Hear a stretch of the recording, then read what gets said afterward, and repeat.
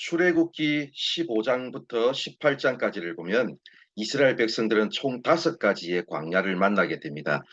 오늘은 그 중에서 2가지 광야 이야기를 살펴보겠습니다. 홍해를 통과한 이스라엘 백성들이 수르 광야에서 사흘 길을 걸어가는 동안 물을 얻지 못했습니다.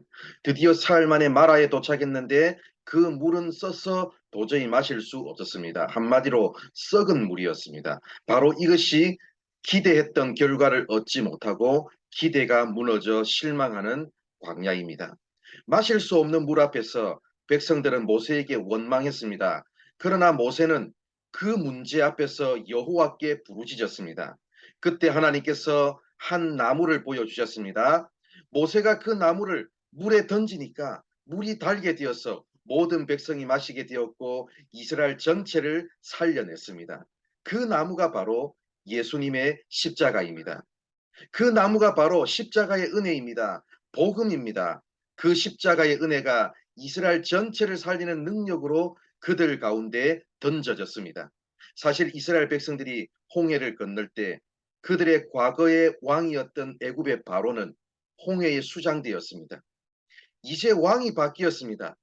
인도자가 바뀌었습니다. 나침반이 바뀌었습니다. 그러나 문제를 만났을 때 기대했던 대로 일이 잘 안 풀리고 문제가 꼬일 때 새로운 왕을 바라보지 못했습니다. 새로운 인도자를 바라보지 못했습니다. 세속적인 방법으로 모세를 원망했습니다. 사랑하는 성도 여러분, 기대했던 결과를 얻지 못하고 기대가 무너져 실망할 때 세속적인 방법으로 문제를 대하지 마시고 먼저 하나님께 부르짖어 기도하는 여러분들 되시기 바랍니다. 하나님께서 십자가를 보여주실 것입니다. 하나님의 돌파구를 보여주실 것입니다. 그것을 믿음으로 붙잡을 때 쓴맛을 경험하는 인생의 달달한 하나님의 은혜가 임할 것입니다. 이제 2번째 광야입니다. 신광야에 도착한 이스라엘 백성들은 가지고 온 양식이 떨어진 것을 보았습니다. 바로 이것이 경제의 문제, 삶의 근본이 흔들리는 광야입니다. 이때 하나님은 하늘에서 양식을 비같이 내리겠다고 말씀하셨습니다. 대신 매일 나가서 그날 필요한 만큼만 거두는 것이 하늘의 양식을 먹는 원칙이었습니다. 이것을 통해서 이스라엘 백성들은 무엇을 배우게 되었을까요?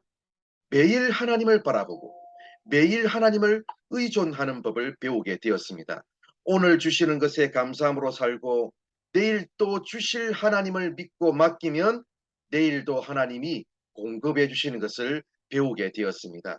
결국 우리 인생의 공급자가 누구인지를 배우게 되었습니다. 애굽을 떠나기 전에 그들의 공급원은 애굽의 바로 왕이었습니다. 그러나 애굽 땅을 출발해서 출애굽할 때는 그들의 공급원이 누구였습니까? 각자 양식을 챙겨서 출발했으니까 자기 자신이 공급원이었습니다. 그렇다면 가지고 나온 양식이 다 떨어지면서 공급원이 누구로 바뀝니까? 하나님으로 바뀝니다. 하나님은 이것을 통해 내가 양식의 공급자다. 내가 날마다 줄 것이다. 날마다 나를 바라보아라. 내가 양식을 주겠다. 이렇게 도전하십니다. 이 말씀은 경제적인 문제에만 해당되는 말씀이 아닙니다.